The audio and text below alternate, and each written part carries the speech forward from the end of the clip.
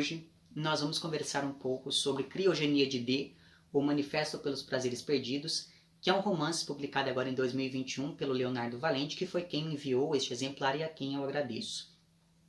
Esse daqui é um romance híbrido e bastante experimental que estabelece uma dinâmica muito interessante entre o texto e os espaços de cada página ao explorar vários efeitos gráficos, e esses efeitos, esses recursos gráficos vão gerar sentido tanto quanto o texto em si. Então, por exemplo, existe aqui o epílogo que é deslocado para o começo do livro, que já mostra para o leitor que existem aqui coisas fora do lugar com as quais a gente vai ter que lidar ao longo da leitura. Outro exemplo, existe uma página que é uma página preta com as letras escritas em branco aqui. E essa reconfiguração das cores acaba sugerindo um momento mais introspectivo da personagem protagonista.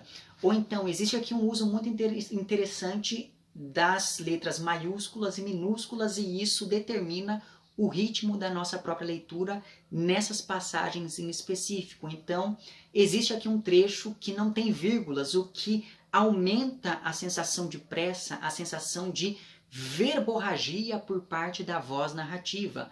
Por outro lado, existe também um trecho em que o uso de pontos finais sugere uma descontinuidade dessa mesma voz e por aí vai. E claro, existe aqui também, pensando nessa relação entre o texto e a página, existe aqui também a exploração do branco das páginas, como você vê nesse mesmo exemplo aqui, né? Então veja que com isso, com essa exploração até do branco da página, o autor nos mostra, aqui é o exemplo que eu falei das letras maiúsculas, né? Enfim, com essa exploração do branco, o autor acaba nos mostrando que mesmo esse vazio nos comunica alguma coisa, seja para simular os lapsos e a imprecisão da memória, seja para realçar a tensão entre o silêncio e a escrita, entre a prosa e a poesia. E para mim, o auge dessa utilização do branco acontece na página que encerra o livro, que é a página 129, e que é uma página completamente em branco, apenas com um número aqui. Pode ser que isso, enfim, que eu esteja super interpretando, pode ser que isso daqui seja apenas, sei lá, uma decisão editorial sem muitas consequências, mas não me pareceu à toa que essa página seja numerada de fato, ao contrário, por exemplo, dessa daqui em que consta o colofão, né? Então me parece que essa numeração da página aqui sugere ao leitor que a gente tenha que incluí-la na nossa leitura do livro. Então pode ser que eu esteja super interpretando, mas não me pareceu à toa que essa página esteja vazia, mas seja numerada por outro lado. É como se esse silêncio também tivesse que ser considerado para que a gente entenda o romance em sua completude, digamos assim. E isso me fez lembrar daquele quadro do Malevich, que é um dos meus quadros preferidos, diga-se de passagem, chamado Quadrado Preto sobre Fundo Branco, né? E eu me lembro que uma vez eu li uma interpretação deste quadro em um livro sobre arte abstrata, se não me engano, mas enfim, uma vez eu vi uma interpretação dessa pintura do Malevich dizendo que nela o quadrado preto é o sujeito da representação, ou seja, é o quadrado preto que está sendo representado em oposição ao fundo branco que o sustenta, digamos assim. Então, se metaforicamente o quadro preto representa o sujeito contemporâneo, que é esse sujeito denso, negativo e imóvel por conta da forma geométrica e das cores e da cor que a ela é atribuída, então se o quadro preto sugere esse sujeito contemporâneo com essas características, por outro lado, o fundo branco representa esse mundo que é um mundo positivo por ser branco, mas essa positividade ela é esvaziada de sentido. E o contraste entre essas duas cores acaba demonstrando a distância que existe entre o sujeito e o mundo. Então, a gente está no mundo, mas esse estar é um estar intranquilo. A gente está, mas não pertence a realidade ao nosso redor. No caso aqui do romance, nós não temos mais esse contraste, né? É apenas o branco da página.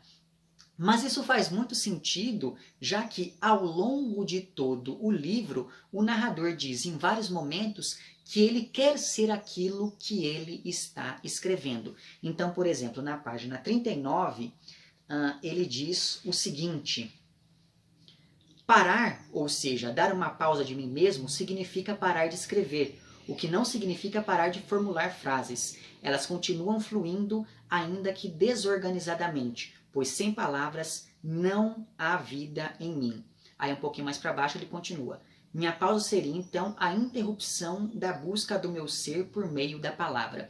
E daí, mais adiante, na página 70, existe um outro trecho em que é dito o seguinte, pensando nessa relação entre o narrador e aquilo que ele escreve, e que é, na verdade, o próprio livro que nós estamos lendo. Então, na página 70, esse narrador afirma que o que escrevo precisa dialogar com a página e formar com ela um todo, pois mesmo as frases soltas em sentido estão presas neste espaço, no locus geográfico do texto, nas coordenadas físicas de um papel ou de uma tela. Fazer-me entender pela escrita não é apenas uma tarefa de significação pelas palavras, é também o exercício de posicioná-las em latitude e em longitude nesse oceano branco à espera delas. Escrever é um trabalho meticuloso de cartografia. Se minha proposta de criogenia é um mergulho em mim mesma para tornar-me somente e tão somente escrita, então não devo me iludir. Não serei... Deixa eu passar a moto. Não serei apenas letras e expressões resultantes de suas junções, mas também papel e tinta e, em outros momentos, pixels. E em ambos os casos, serei ainda espaços. Se minha meta criogênica é virar-me exclusivamente sentido em leitura, preciso ter essa consciência do todo. Então, essa consciência do espaço que a palavra ocupa na página é algo muito interessante. E daí, quando a gente pensa, então, no fim do livro com essa página em branco, e pensando naquela interpretação do quadro do Malevich que eu falei agora há pouco, então é como se esse sujeito estivesse de fato diluído naquilo que ele resolveu escrever, né? Como se esse narrador aqui tivesse atingido de fato os seus objetivos, porque a criogenia aqui do título se refere então ao congelamento por meio da palavra, já que o narrador quer se congelar na materialidade da folha para poder ser eterno, né? Da folha de papel, ou enfim, da tela, a depender do suporte no qual você esteja lendo aqui isso que ele escreveu. Nesse sentido, a página em branco no final representa esse sujeito que se diluiu completamente, não na escrita, mas naquilo que ele não escreveu e que, por isso mesmo, se apresenta ao leitor como um vir a ser. Ou seja, por mais que o livro se ancore na memória, ele sempre aponta para o futuro. Seja esse futuro o sexto marido da protagonista, seja esse futuro a página em branco no final e que aponta para a possibilidade da escrita. Além disso, esse discurso voltado para o futuro também aparece no título. Porque a criogenia ela é um processo de congelamento do corpo para que no futuro esse corpo seja descongelado. Então você se congela no presente porque, afinal de contas, esse presente não é suficiente para você, então você anseia pelo futuro.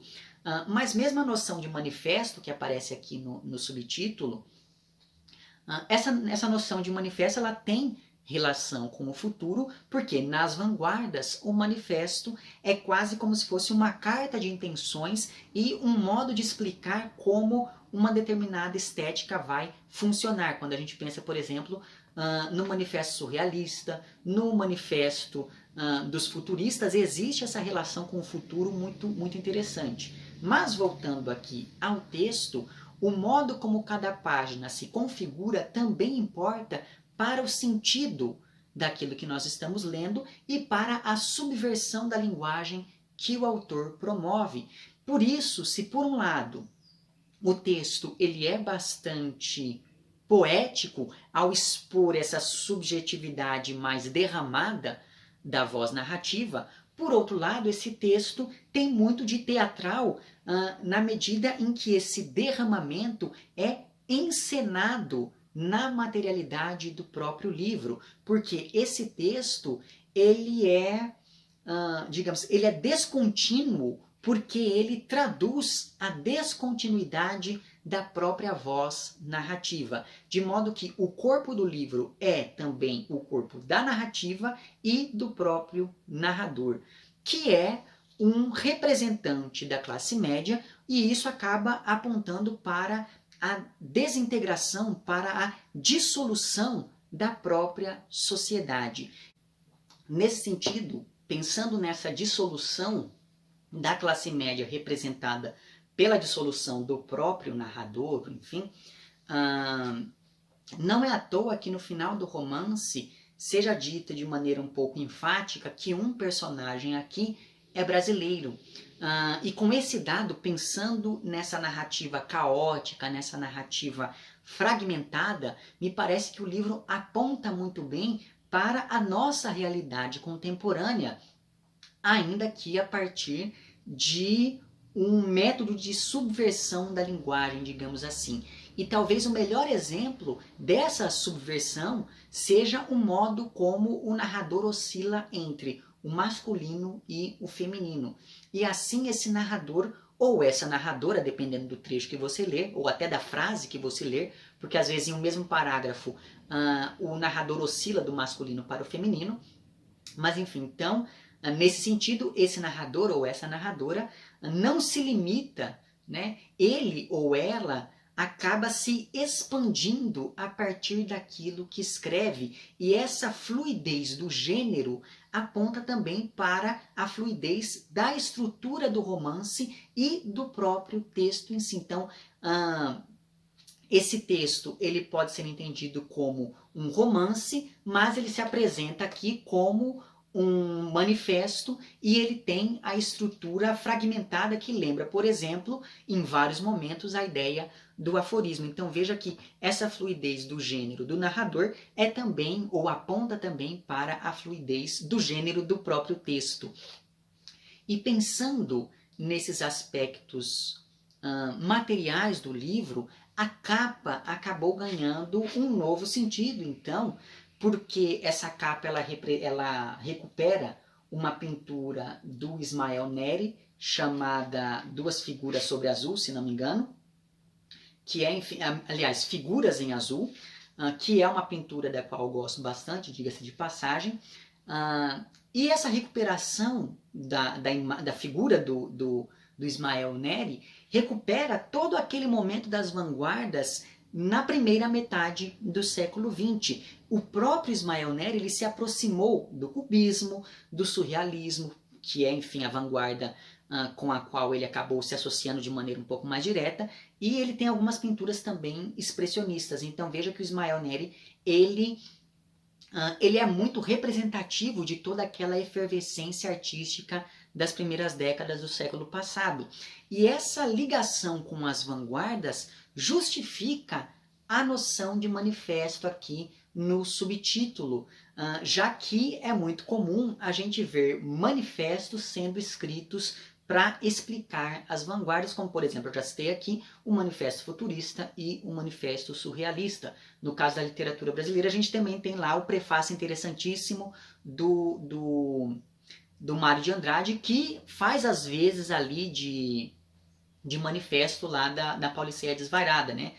E finalmente, essa capa com a reprodução de um quadro do Ismael Neri evoca também aquele pensamento essencialista que foi cunhado por aquele pintor, porque o Ismael, para além de pintor, ele também era ali filósofo, enfim.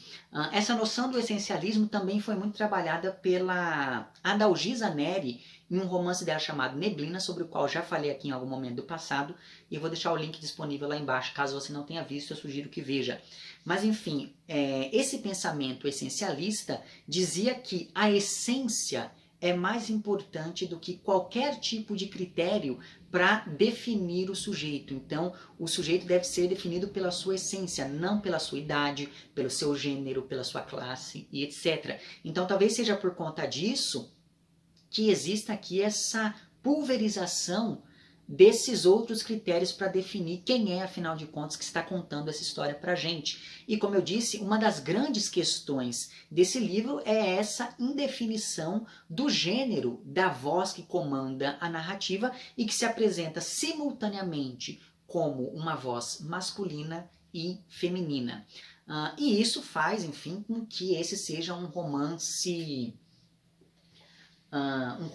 deslizante, um romance ambíguo, sinuoso, movediço e ao mesmo tempo atomizado e rizomático, pensando nessa estrutura fragmentada que ele tem. Ou enfim, qualquer outra palavra que você queira usar e que pertença a esse mesmo campo semântico, né, dessas outras que eu fui mencionando agora. Porque afinal de contas, nós estamos falando aqui de um texto que aponta para a multiplicidade e para a rasura, né, de um modo de ver, e essa rasura ela se dirige mesmo a um modo de ver mais unívoco, principalmente porque a narradora aqui ela tem 4 maridos, ou talvez esses 4 casamentos eles podem nem ter acontecido de fato, já que o próprio protagonista diz em vários momentos que ele mente tanto que ele não sabe mais diferenciar aquilo que ele viveu daquilo que ele inventou. E agora, no presente da narrativa, essa narradora ela vive ali com o seu 5º marido, mas ela já está à espera do 6º. E o interessante é que todos esses maridos têm o mesmo nome, que é Damião, e curiosamente, Damião tem a mesma inicial com a qual a protagonista, a narradora, se identifica, que é o D. Ou seja, os maridos eles apontam para esse jogo entre a unidade e a multiplicidade, porque todos eles têm o mesmo nome, apesar de serem pessoas diferentes. E esses maridos eles também podem ser espelhos que refletem a própria narradora, na medida em que eles têm um nome que começa com a mesma letra com a qual ela se identifica aqui ao leitor. Então é como se todos esses personagens fossem sombras, fossem fantasmas, fossem reflexos de uma mesma pessoa que vai se desdobrando. Então esse desdobramento da narradora ou do narrador é o desdobramento do próprio romance que vai se pulverizando nesses vários fragmentos.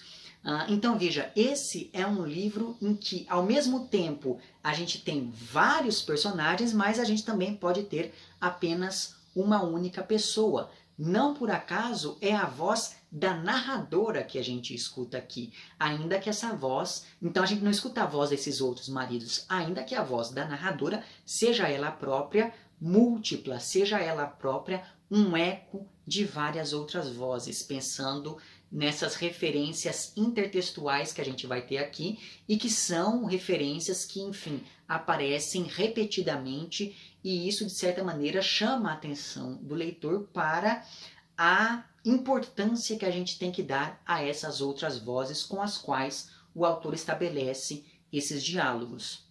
Então, pensando nessas referências, existe aqui, por exemplo, a referência a Madame Bovary, e isso aparece, por exemplo, no tema da traição.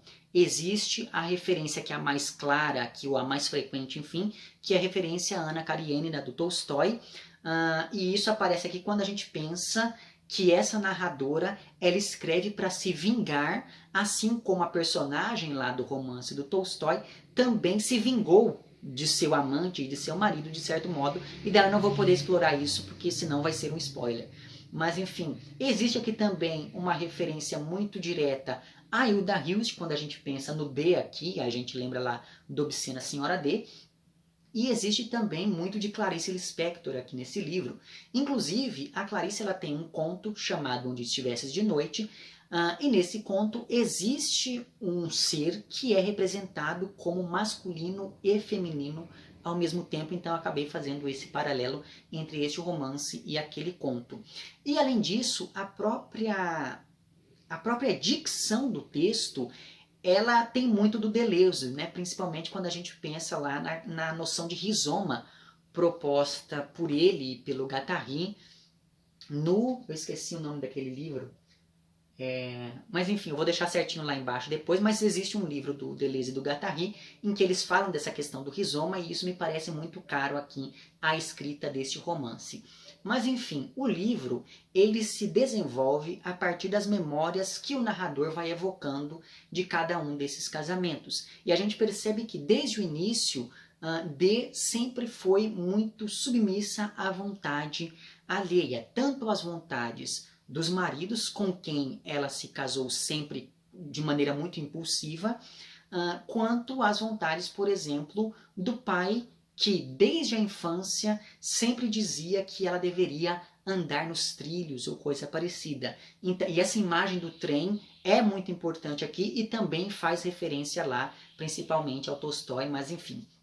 Então, de um lado, nós temos essa personagem que sempre foi castrada, mas por outro lado, nós temos essa narradora que explora de maneira muito interessante os seus desejos, tanto os realizados quanto aqueles que só ficaram ali no plano das ideias, e ao abordar esses assuntos, o narrador acaba rompendo com a ordem social, assim como a estrutura do romance rasura uma narrativa completamente ordenada. Então, existe essa relação muito forte entre o tema e a estrutura do romance, que, enfim, essa relação ela vai sendo explicitada de várias maneiras ao longo da articulação do texto.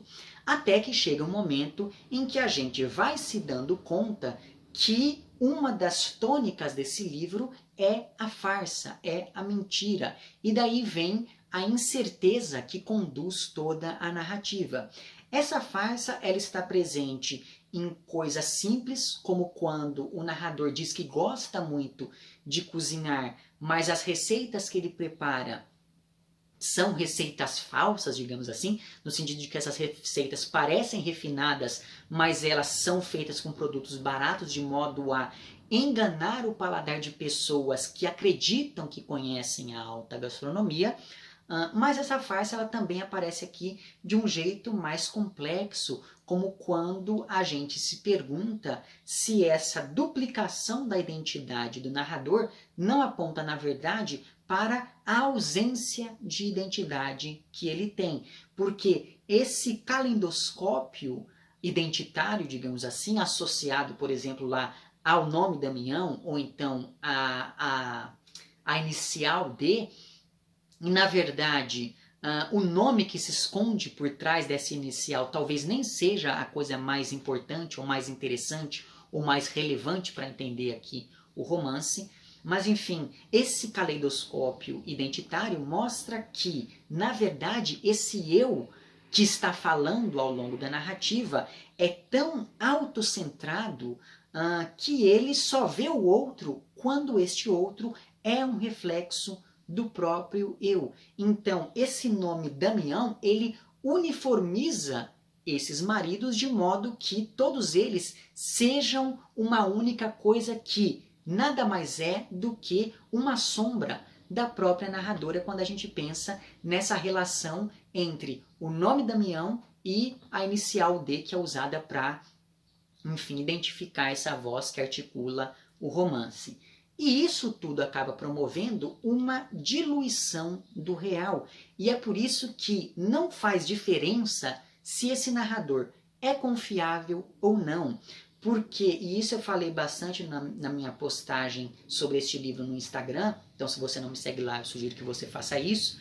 Mas enfim, naquela postagem eu falei que em épocas de fake news, em épocas de pós-verdade, o real ele vai sendo falseado, ele vai sendo fragmentado de tal modo que a verdade ela acaba virando algo secundário diante de uma realidade sem um centro referencial definidor, porque um fato objetivo ele passou a ter tanto valor quanto uma opinião. Por exemplo, basta pensar, para aprofundar melhor esse meu exemplo, Basta pensar naquelas pessoas que querem refutar especialistas ou evidências usando a própria experiência como parâmetro, ou dizendo que tudo é uma questão de opinião e que não existe certo e errado e coisas do tipo, né? Então, isso de pós-verdade não diz respeito propriamente